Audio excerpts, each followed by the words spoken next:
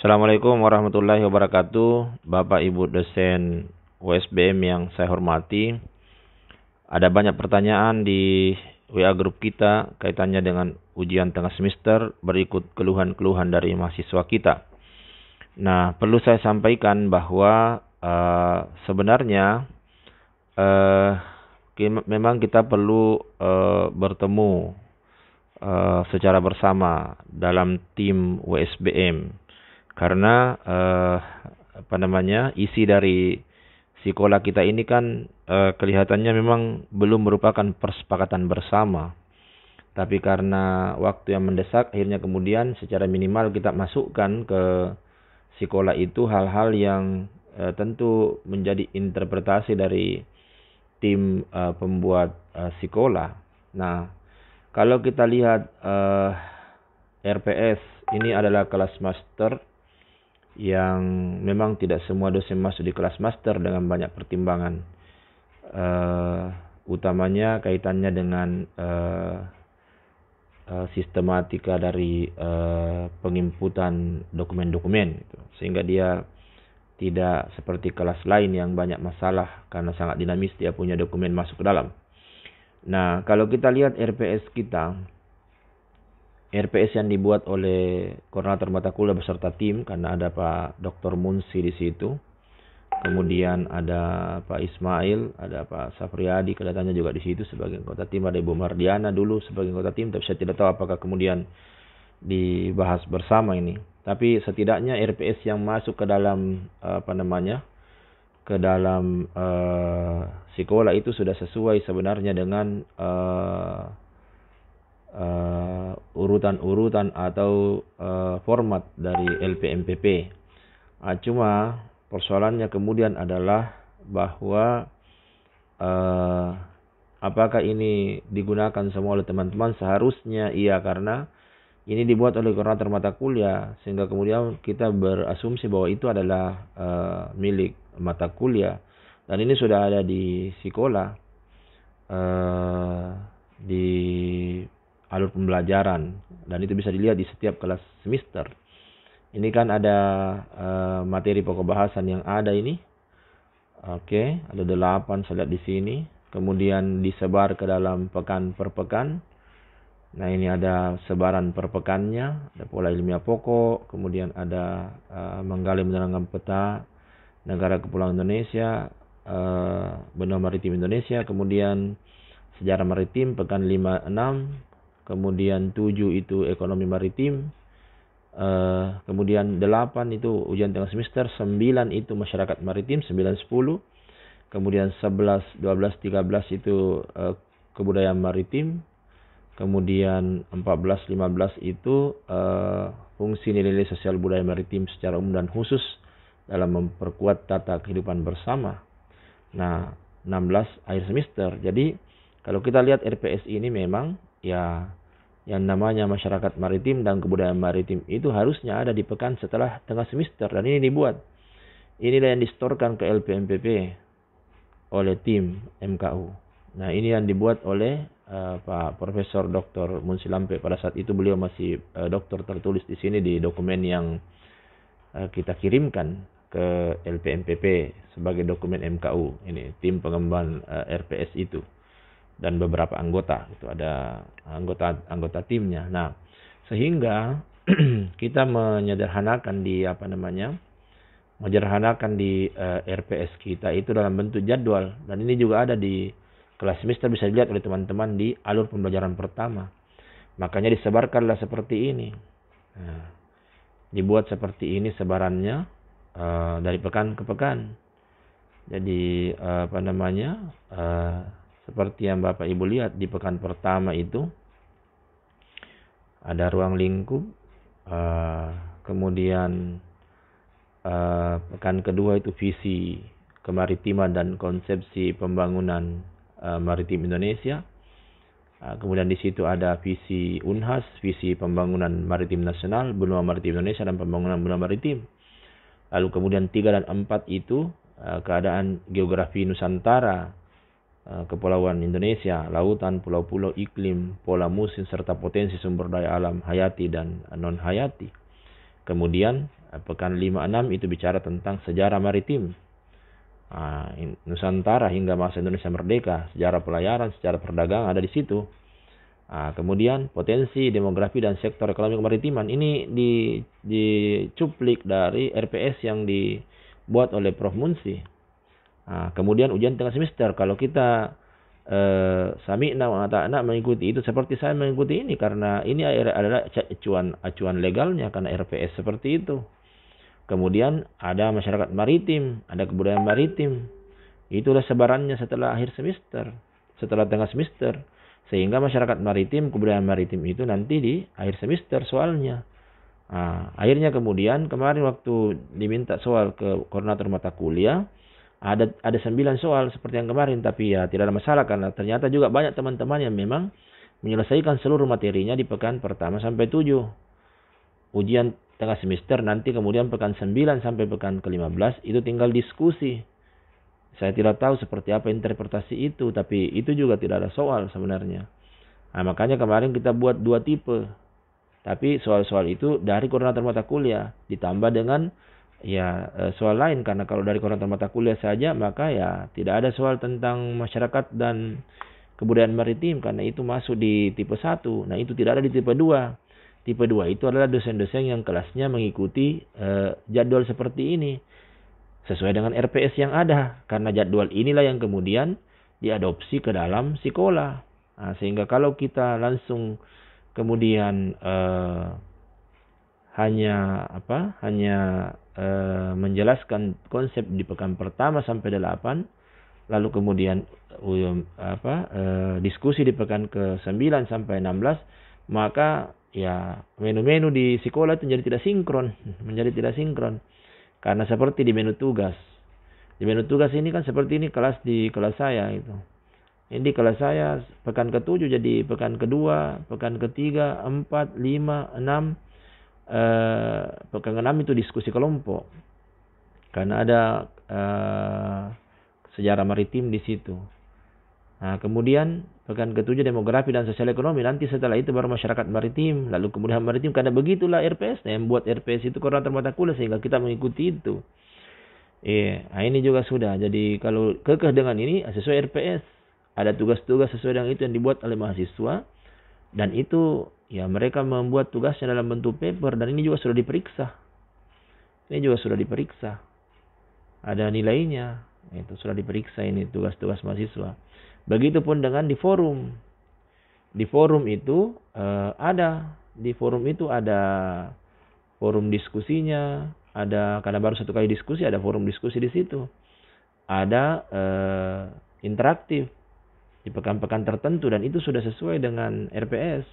Tapi saya pikir tidak perlu itu diperdebatkan, nantilah kita diskusikan bersama untuk membicarakan bersama lalu mengambil titik tengah. Seperti apa sebarannya di menu tugas, di menu forum. Nah, sekarang kita sudah ada di menu tes formatif. Nah, di menu tes formatif itu, kalau kita lihat, dan ini sudah ada di kelas-kelas semester, ini menu tes formatif itu, ya ada 3 itu. Karena ada kelas internasional.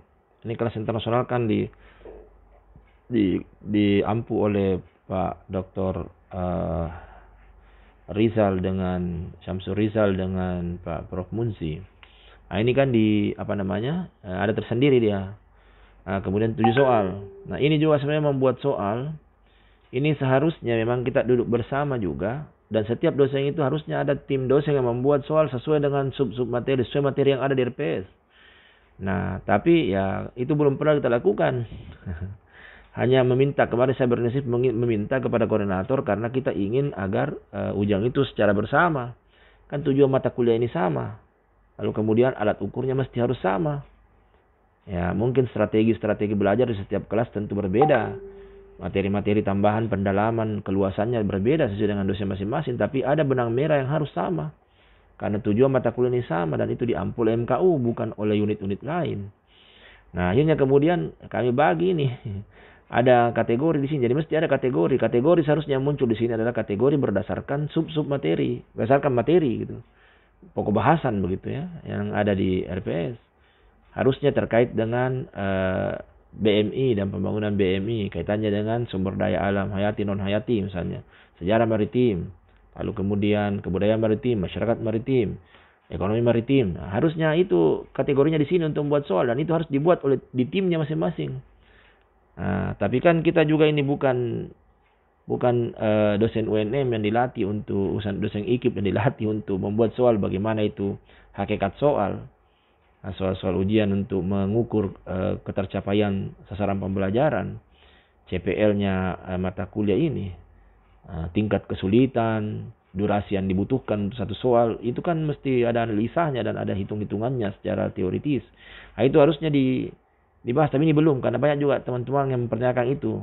Sudahkah diukur ini soal tingkat kesulitannya, sudahkah diukur ini kesesuaiannya dengan waktu dan seterusnya. Nah, itu kan perlu duduk bersama. Jadi memang belum sampai di situ. Nah, makanya soalnya kemarin ada soal yang dibuat oleh koordinator mata kuliah. Inilah kemudian soal kemarin yang 9 itu. Persoalan bahwa ini ada soal wajib, ada soal pilihan, itu tergantung dari koordinator mata kuliah. Nanti didiskusikan bersama lah. Kenapa misalnya soal-soal terkait dengan sumber daya laut, kemudian sejarah maritim itu menjadi pilihan, sementara soal-soal terkait dengan masyarakat dan budaya itu menjadi wajib. Nah, itu juga nanti silakan didiskusikan. Iya. Nah, inilah kategorinya, harusnya kategorinya di sini adalah kategori berdasarkan sub materi atau pokok bahasan lah. Nah, dan itu soalnya bisa dalam bentuk multiple choice, bisa dalam bentuk esai, dan itu menjadi bank soal. Nanti dari kategori inilah kemudian kita tarik menjadi soal. Soal sesuai dengan peruntukannya, apakah UTS atau UAS. Nah, kita tidak lakukan itu. Tidak lakukan itu. Dan ini sudah lama juga sekolahnya mata kuliah ini, dan tidak ada juga masukan. Nanti setelah tiba-tiba kita UTS baru ada banyak masalah. Nah, sekarang ini sudah ada, Pak. Jadi ini UTS-nya ada. Jadi kemarin memang perlu. Saya sudah kirim juga di WA group sebenarnya, bahwa ada kelas yang tipe 1, ada kelas yang bisa memilih tipe 2. Ada kemarin yang saya sampaikan bahwa tipe 1 itu adalah terkait dengan mereka yang seluruh materinya sudah selesai, tinggal diskusi. Nah, tapi tipe 2 adalah yang seperti RPS kita. Karena di RPS itu ada ada materi-materi seperti yang saya sampaikan tadi, materi sejarah dan materi masyarakat dan materi masyarakat dan materi sejarah itu kan nanti setelah tengah semester itu yang menggunakan tipe 2. Jadi memang bingung mahasiswa kalau kemudian tidak ada petunjuk dari dosen, padahal di sini saya sampaikan. Nah, jadi ya silakan saja dosen menentukan, menyampaikan ke mahasiswanya apakah dia menggunakan tipe 1 atau tipe 2. Nah, karena nanti di saat mahasiswa masuk, dia akan bertemu dengan ini, Pak. Dia akan bertemu dengan ini. Tipe 1, tipe 2, kelas internasional. Yang mana dia harus jawab, tentu harus disampaikan oleh dosennya. Seperti yang saya bilang tadi, bahwa tipe 1 itu seluruh materi selesai, tinggal ujian. Tipe 2, masyarakat dan budaya maritim belum, dia ikut dengan jadwal yang ada di RPS, jadwal yang ada di sekolah. Nah, kemudian berapa soal dan seterusnya itu sebenarnya sudah saya sampaikan di grup ketua kelas. Sudah ada itu. Sekian soal, dia harus siapkan itu jaringannya, dia harus siapkan pulsanya, kuotanya ya, dan dia harus siapkan cas HP-nya atau cas laptopnya. Karena apapun namanya, kalau dia sudah keluar dari soal itu, maka dia tidak bisa masuk lagi.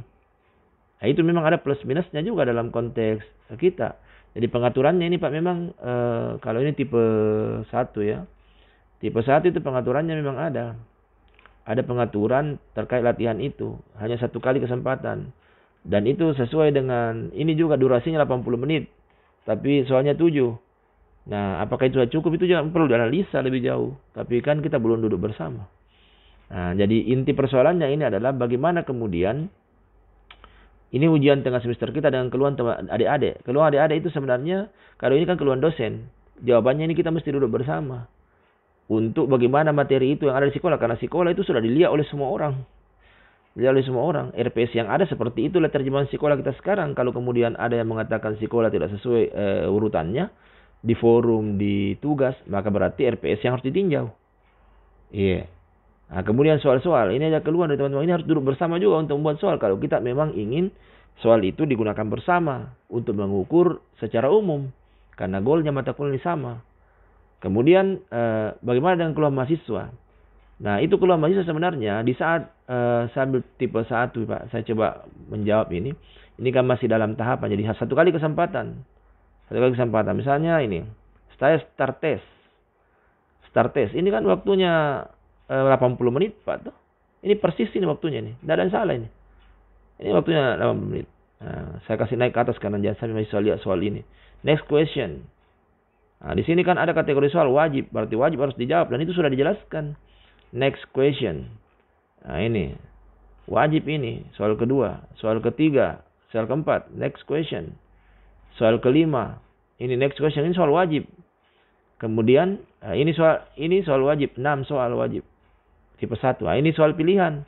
Dia hanya bisa menjawab satu pilihan. Soalnya kan 9, itu ada di petunjuk di ketua kelas, harusnya mahasiswa sudah tahu. Nah, ini soal pilihan hanya menjawab satu soal dan kita sudah sampaikan bahwa itu hanya 9 soal. Ini soal pilihan, ini entes. Dia muncul entes, Pak. Di 9 itu ada entes. Ini yang orang saya bilang tidak ada entes, Pak. Saya bilang tidak ada entes ini. Nah, di saat dia entes, dia akan jawab. Waktunya bergerak, Pak. Jadi, nah ini sudah ada. Nah, nanti Bapak Ibu dosen, ya silakan nanti melihat di sini kalau mau memeriksa, Pak. Ini kan kalau kelas saya itu, kelas link nilainya. Jadi kalau sudah diklik di situ link nilainya di daftar nilai. Tapi kan teman-teman hampir semuanya tidak link. Jadi Bapak Ibu bisa memeriksa secara manual. Siapa-siapa namanya periksa secara manual. Manual artinya ya dibuat di daftar manual di dalam kertas-kertas. Karena kalau mau dibuat dalam bentuk itu ya kemarin kan kita tidak sampai di situ. Cuma beberapa kelas saya, kelas Pak Sapriyadi dan mungkin ada kelas-kelasnya lain, Pak Beni dan seterusnya itu ada. Ini kan tinggal dibuka di sini, Pak. Nah, caranya ini kan seperti Rahmatullah ini. Sudah saya kan menjawab dan ini divalidasi saja. Jadi caranya adalah ya di sini. Di tanda ini dikasih jawaban. Jadi misalnya dijawab cuma kan tidak tadi jawaban. Jadi kalau dibaca jawabannya, edit komentar, kasih angka. Berapa nilainya? Jadi 0 sampai 10 kan 15. Ini ada 15 poin. Ada yang 10 poin. Dikasih nilai di situ. Diperiksa di situ kalau mau diperiksa di sistem. Kalau Bapak Ibu ternyata tidak melingkan dengan dengan daftar nilai, silakan nanti. Nah, kemudian kalau mahasiswanya memang kita anggap bahwa kesalahan sistem yang membuat dia gagal, tapi saya yakin, Pak, yang membuat itu gagal mereka adalah karena jaringan. Nah, ini kan bisa dikasih delete ini, Pak. Delete di sini, di delete, berarti dia bisa masuk lagi. Jadi kalau dia delete, dia bisa masuk lagi. Tapi begitu reportnya Bapak, kalau harus mendelete satu-satu semua lagi, yang tadi merasa bermasalah karena sistem. Padahal sistem tidak, tadi sudah dilihat. Nah, kita masuk misalnya di soal kedua. Ini kan soal kedua ini soal banyak soal di random. Ada 35 soal. Dari materi-materi tadi yang selesai sebelum tengah semester. Diambil 5. Sama-sama poinnya 20. 100 jadinya. Nah ini kalau mau dilihat ini kan waktunya. Kita start test misalnya. Waktunya memang 1 jam. 60 menit dia punya waktu. 60 menit. Nah, ada sih soal. Next question. Kemudian kedua, next question. 3, next question. 4, next question. Nah, ini memang karena ini kan ini yang random. Jadi memang tidak ada end text-nya karena dia random. Kalau tadi kan tidak ada soal lagi. Ini kan masih ada soal untuk yang lain karena dia random. Ini tidak ada end text-nya. Nah, ini kan sudah disampaikan ke mahasiswa bahwa ya 5 soal. Jadi pada saat 5 soal jangan. Karena pada saat soal kelima dia akan entes. Dia harus kembali kalau dia belum jawab keempat. Karena kalau dia next question di kelima, maka kemudian dia akan entes. Langsung keluar. Nah, memang itu konsekuensinya. Tapi itu sudah disampaikan ke mahasiswa. Ada yang saya sampaikan ke mahasiswa itu bahwa kalau dia sudah soal kelima, kemudian dia harus menyelesaikan semuanya baru kemudian lanjut karena dia akan entes. Itu sudah disampaikan ke mahasiswa, Pak. Dan ini waktunya tidak ada masalah. Ada yang mengatakan waktunya terbatas, tidak sesuai dengan waktu. Baik, Bapak Ibu. Jadi kalau saya ya bisa saja dikasih kesempatan nanti di oleh mahasiswanya. Dengan catatan tadi, Bapak masuk ke menu latihan di tes formatif, kemudian klik diagram, kemudian sudah itu kita lihat yang ini tadi yang contoh. Ini di tipe 2. Kita masuk di diagram, sudah itu kita delete. Kita delete ini lalu kemudian hilang itu jawabannya mahasiswa yang dianggap salah, dia bisa masuk lagi. Nanti kami akan atur untuk bisa diakses ini, terbuka aksesnya untuk tengah semester. Karena kalaupun dibuka aksesnya, kalau dia sudah masuk, tidak bisa masuk lagi. Yang bisa masuk hanya yang oleh teman-teman di kelas semester dihapus oleh dosennya, supaya dia bisa masuk lagi. Terima kasih Pak. Assalamualaikum.